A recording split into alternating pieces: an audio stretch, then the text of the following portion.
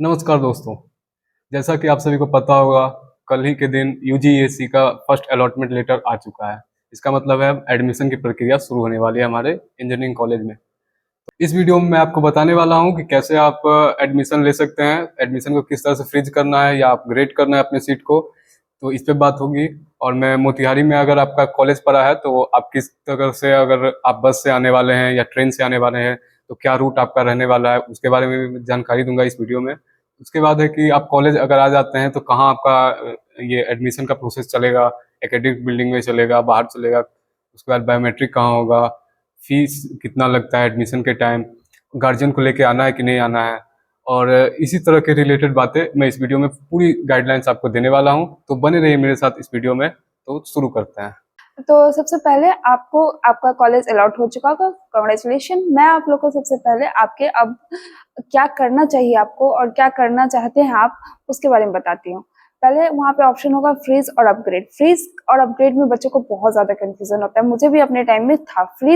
अगर आप वहाँ पे फ्रीज करते हैं तो आपको उसी कॉलेज में ही आप एडमिशन ले सकते हैं। अगर आप अपग्रेड करते हैं इसका मतलब है कि आपका वो कॉलेज आपके लिए सुरक्षित है।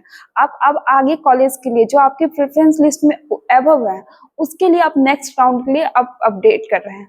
इसलिए आप इसको कंफ्यूजन में मत कीजिए। अगर कई बार होता है बच्चों से काउंसलिंग में गलती हो जाती है कि वो अपना जो ब्रांच है वो ऊपर नीचे कर दिए हैं, और अभी अगर उनको सही ब्रांच मिल गया तो वो अपडेट ना करें, नहीं तो हो सकता है अपग्रेड करने के बाद उनको कोई गलत ब्रांच मिल जाए जो वो नहीं चाह रहे हैं। ठीक है, तो फ्रीज का मतलब हो गया आपको अभी वाला कॉलेज मिल गया, और अपग्रेड का मतलब हो गया आप नेक्स्ट राउंड के लिए अप्लाई कर रहे हैं, आपका ये कॉलेज सुरक्षित है। ऐसा नहीं कि आपसे कॉलेज आपके हाथ से नहीं जाएगा ये, ठीक है। लेकिन इसके बावजूद आपको अगर आप अपग्रेड भी करते हैं तो आपको इस कॉलेज में आके अपना डॉक्यूमेंट वेरिफिकेशन वही कराना होगा जो फ्रीज वाले करवाते हैं। ठीक है, बेसिकली मैं आपको बता दूं कि आप अपग्रेड कीजिएगा तो आपके, मान लीजिए कि आपने 10 कॉलेज चॉइस फिलिंग में डाला था, आपका 10वां कॉलेज मिला है। अगर आपने अपग्रेड किया तो आपको 1 से लेकर 9 तक के बीच कोई और कॉलेज अलॉट हो सकता है, या तो 10वां आपका जो मिल चुका है वो आपका कंफर्म रहेगा कि ये कॉलेज है। ठीक है। और फ्रीज का मतलब हुआ कि आपको सारा चीज सही लगा, ब्रांच सही लगा, कॉलेज सही लगा, आप गए, आपने एडमिशन ले लिया, अब आप नेक्स्ट राउंड में पार्टिसिपेट नहीं करेंगे। बेसिकली 2 राउंड यहाँ होता है। 2 राउंड, फर्स्ट राउंड में आपका फर्स्ट अलॉटमेंट लेटर आया कि आपका कहाँ कॉलेज अलॉट हुआ है, उसके बाद फिर कुछ दिनों के बाद सेकंड अलॉटमेंट लेटर आएगा। तो उसके लिए अगर आपको है कि सेकंड राउंड में हमको अपग्रेड करना है तो आप सेकंड अलॉटमेंट लेटर का इंतजार कीजिएगा। और अगर है कि आपका सब चीज सही है, आप एडमिशन लेना चाहते हो, तो आप इसी बार एडमिशन ले लीजिएगा। ठीक है। अपग्रेड होने के बाद आपका, अपग्रेड होने पर कौन सा कॉलेज मिलेगा इसका बहुत सारे लोगों को कंफ्यूजन रहता है कि मान लीजिए 1 से लेके 5 सीक्वेंस है और मुझे छठा कॉलेज अलॉट हुआ है, तो अब नेक्स्ट राउंड में जब अपग्रेड में करूंगा तो कैसे चेकिंग होगी? मान लीजिए कि पहला कॉलेज पहले मिलेगा या दूसरा, तीसरा, इस तरह से होगा, या फिर 5वां नंबर का कॉलेज पहले मिलेगा या चौथा, तीसरा, या नीचे से ऊपर की ओर बढ़ेगा या ऊपर से नीचे की ओर बढ़ेगा, इसका बहुत कंफ्यूजन रहता है। मैं आपको बता दूं, सीट एबिलिटी के अनुसार होता है कि कहाँ सीट अवेलेबल है, और ये प्रक्रिया जो होती है ऊपर से नीचे की ओर जाएगी। मतलब कि पहले फर्स्ट नंबर का आपका चेक करेगा क्या सीट अलॉट है, वहां पे सीट मतलब खाली है कि नहीं, उसके बाद सेकंड कॉलेज होगा, थर्ड कॉलेज, इस तरह से आपका जो अलॉट हुआ है उसके ऊपर के सारे कॉलेज चेक किए जाएंगे ऊपर से नीचे की ओर। बहुत सारे बच्चों का क्वेश्चन रहता है कि मैंने अपग्रेड तो किया लेकिन अपग्रेड हुआ ही नहीं, तो अब उसका क्या होगा? अगर अपने अपग्रेड किया फिर भी अपग्रेड होने के बावजूद भी आपका कॉलेज अपग्रेड नहीं हुआ तो आपका पुराना कॉलेज सुरक्षित है, आप उसमें में जाके फिर से एडमिशन लीजिए। इससे ये नहीं होता कि आपका कॉलेज आपका कैंसिल हो गया, वो कॉलेज रहेगा, वो सीट आपके लिए अवेलेबल है जब तक लास्ट राउंड तक चल रहा है, जब तक आप खुद से कैंसिल ना करें उसे। और एक और क्वेश्चन रहता है कि अपग्रेड करने के बाद भी कॉलेज आना पड़ेगा? हाँ, अपग्रेड करने के बाद भी कॉलेज आना ही होता है, और सारे डॉक्यूमेंट का वेरिफिकेशन उसी तरह से कराना पड़ेगा जो फ्रीज में होता है। तो आपको अगर Motihari College of Engineering allot होता है और आप आना चाहते हैं यहाँ पे, तो ट्रैवलिंग की क्या सुविधा आपको मिलने वाली है? तो मैं आपको बता दूं कि यहाँ पे सबसे पास में एक रेलवे स्टेशन पड़ता है, बापू धाम मोतिहारी के नाम से।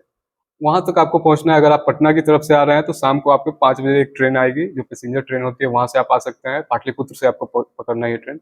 और अगर आप मुजफ्फरपुर से आ रहे हैं तो आपको पता ही होगा, बापू धाम मोतिहारी मुजफ्फरपुर से करीब 50-60 किलोमीटर के रेंज में है, वहां पे पड़ता है। तो इस तरह से आपको सबसे पहले, अगर रेलवे से आ रहे हैं तो आपको बापू धाम मोतिहारी रेलवे स्टेशन आना है।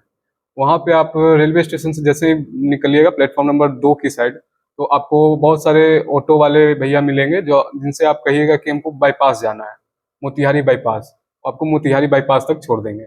और आपकी अगर संख्या ज़्यादा है, मतलब हो सकता है कि एक ही ट्रेन एक ही बॉगी में आप लोग 5-6 लोग मिल गए हैं, तो आप सीधा उनको ये भी बोल सकते हैं कि हमको इंजीनियरिंग कॉलेज जाना है, तो रिजर्व में वहाँ भी चले जाएंगे, उसके लिए कोई दिक्कत नहीं है। अब सबसे पहले आप आ गए बाईपास की ओर।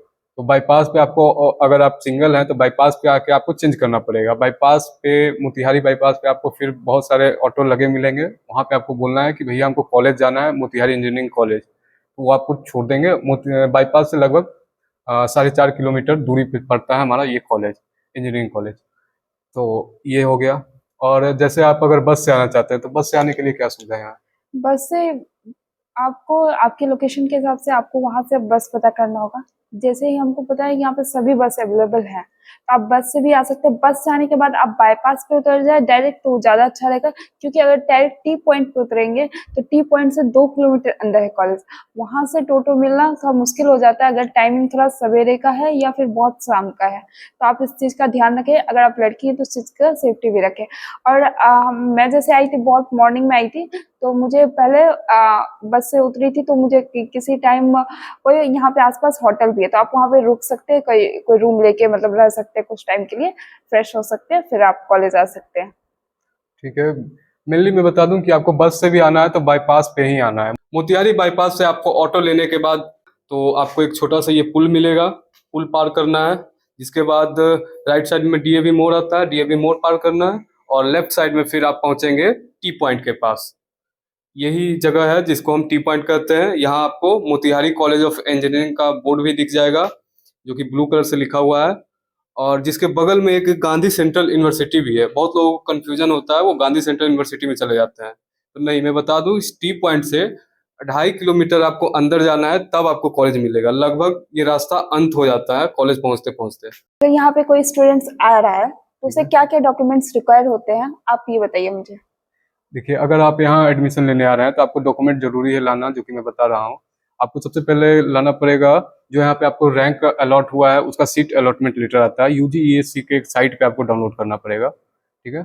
फिर जेई मेंस का आपने एग्जाम दिया होगा, उसका आपको लगेगा एडमिट कार्ड और स्कोर कार्ड, दोनों लगेगा। एडमिट कार्ड जैसे कि 2 सेशन इसमें होता है। सेशन 1 का जेई मेंस दिए होंगे कुछ लोग सेशन 2 का दिए हैं, कुछ लोग दोनों का दिए होंगे।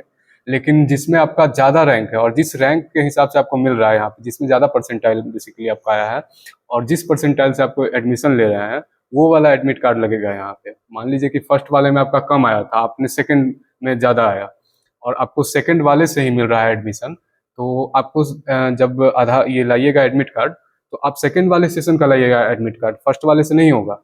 इस बात को ध्यान रखेंगे। 10th आपने पास की होगी उसका मार्कशीट, 12th पास की होगी उसका मार्कशीट, फिर जो है कैरेक्टर सर्टिफिकेट अगर आपका लगता हो तो आप ला सकते हैं। और जनरल के लिए जो ईडब्ल्यूएस से भरे होंगे वो ईडब्ल्यूएस का सर्टिफिकेट लाएंगे। ठीक है। और जो आपने प्रीवियस जहाँ से किया होगा 12th, वहाँ का आपको एक कैरेक्टर सर्टिफिकेट मिला होगा और माइग्रेशन सर्टिफिकेट मिला होगा, वो दोनों जरूर लाइएगा। ठीक है। रेसिडेंट आपको लगेगा कि आप बिहार के अस्थायी निवासी हैं उसका, और कास्ट सर्टिफिकेट जैसा कि मैंने बता दिया है। इनकम सर्टिफिकेट भी लगेगा आपको, और आधार कार्ड है। पासपोर्ट साइज फोटो के लिए मैं आपको बता दूं, पासपोर्ट साइज फोटो आपको 8 से 10 लाना है, क्योंकि यहाँ पासपोर्ट साइज फोटो आपको बहुत सारा लगने वाला है। ठीक है। और फिर फॉर्म भरना है। यूजीईएससी का पार्ट ए और पार्ट बी फॉर्म आपको लगेगा यहाँ पे, उसका प्रिंट आउट निकलवा लीजिएगा। और मैं आपको बता दूं, अगर इन द केस आपका कोई डॉक्यूमेंट छूट जाता है और आप नहीं ला पाते हैं, तो आप इसके लिए चिंतित नहीं हुई कि एडमिशन नहीं होगा, हो जाएगा एडमिशन। आपको एक एप्लीकेशन लिखना पड़ेगा प्रिंसिपल सर को और एडमिशन सेल में जो भी बैठेंगे मेंबर उनको, कि सर मैं नहीं ला पाया हूँ, मैं 2 महीने या 1 महीने या 1 सप्ताह के अंदर आपको ये लाकर जमा कर दूंगा, अभी के लिए मुझे अलाउ कीजिए कि मैं एडमिशन करवा पाऊँ। यही था। और आप एक चीज और ध्यान रखें, कई वो स्टूडेंट होते हैं जिनको जनरल कैटेगरी से सीट अलॉट हो जाता है, अगर वो ओबीसी से भी होते हैं या एससी से या एसटी से, किसी भी दूसरे कैटेगरी से होते हैं और जनरल से सीट अलॉट हो जाता है, तो वो बहुत कंफ्यूजन हो जाता है कि उनको वो क्या हुआ। इसका मतलब है कि आपका रैंक अच्छा था इसलिए आपको जनरल से सीट अलॉट हुआ, लेकिन फिर भी आपको कास्ट सर्टिफिकेट सब लेके आना है, क्योंकि उसके बहुत सारे अदर बेनिफिट होते हैं जो आपको मिलेंगे। देखिए, आपको रिपोर्टिंग वाले दिन क्या क्या होगा, इसका रहता है कि क्या क्या होगा हमारे साथ। तो सबसे पहले आपका डॉक्यूमेंट वेरिफिकेशन होगा कि जितने भी डॉक्यूमेंट लाए हैं आपने सही लाए हैं कि नहीं। उसके बाद फिर फी पेमेंट होगा। आप बहुत जगह एडमिशन फी दीजिएगा, अगर हॉस्टल लीजिएगा तो हो सकता है आपका हॉस्टल फी भी लगे। और एडमिशन का एडमिशन कंफर्मेशन आपका होगा कि एडमिशन चलिए अब कंफर्म हो गया। फिर आपको एक रिसिप्ट दी जाएगी कि हाँ आपने एडमिशन यहाँ ले लिया, फाइनल ये रिसिप्ट रहा। और मैं बता दूं कि मेरे टाइम पे तो जब एडमिशन हुआ तो मैं शाम को लगभग 7:30 बजे रात हो गया था मेरे को यहाँ एडमिशन लेते लेते। तो आप ये नहीं सोचिए कि आप एक दिन में आइएगा एडमिशन करा के फिर शाम को निकल जाइएगा, बहुत कम ही ऐसा चांस है। और लेकिन हो भी सकता है, कोई नहीं। ये जैसे कि निर्भर करता है क्या यहाँ का सिस्टम चल रहा है और कैसा है। कोई कंफर्म नहीं बता सकता कि आप आइएगा तो कितना बजे आइएगा तो आपका एडमिशन हो जाएगा। लेकिन जो लोग पहले लगे थे वो एज कम्पेयर टू मतलब हम लोग के हिसाब से उन लोगों का थोड़ा पहले हुआ था, यही था। लेकिन लाइन बहुत लंबा लगता है यहाँ पे।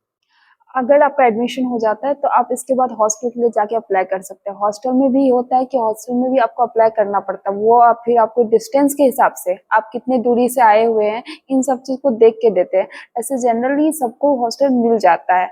हॉस्टल का फीस के बारे में कुछ मैं स्ट्रक्चर बता देती हूँ पहले।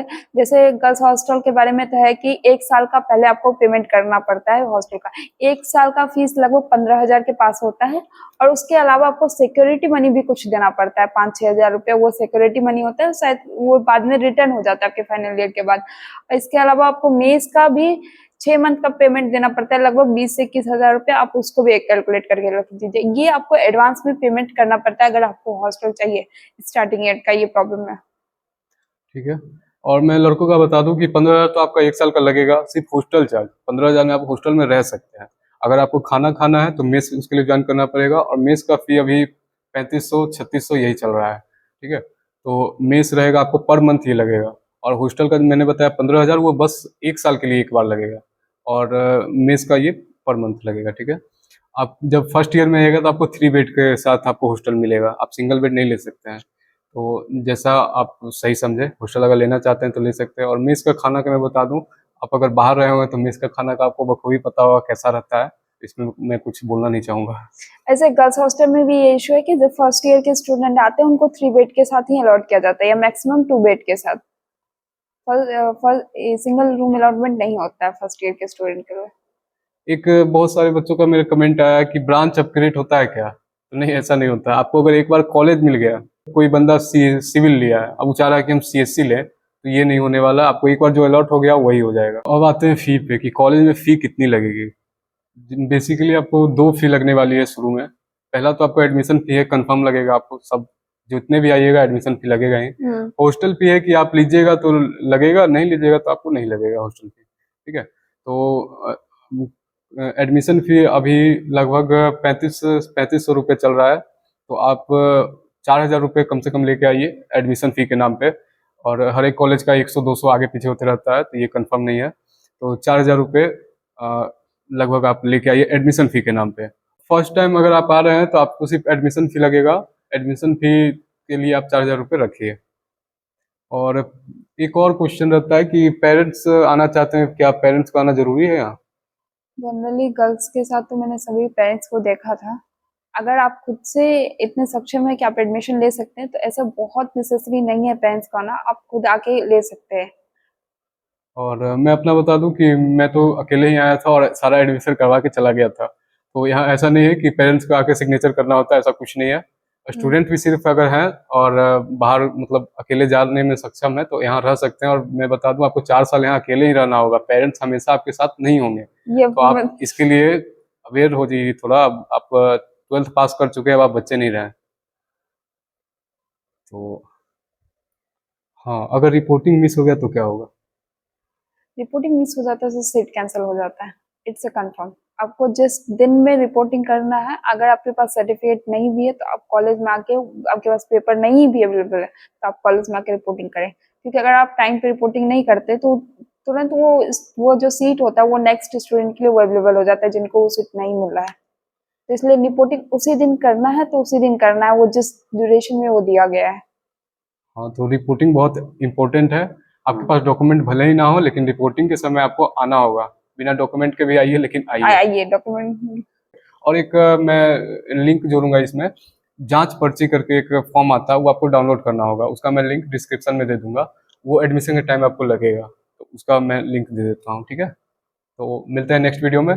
अगर आपको मेरा ये प्रयास अच्छा लगा हो, आपको लगा हो कि मैंने कुछ मदद की हो, तो चैनल को जरूर सब्सक्राइब करें और हमें थोड़ा मोटिवेट करें ताकि हम और वीडियोस बना पाएँ। तब तक के लिए टेक केयर, गुड बाय।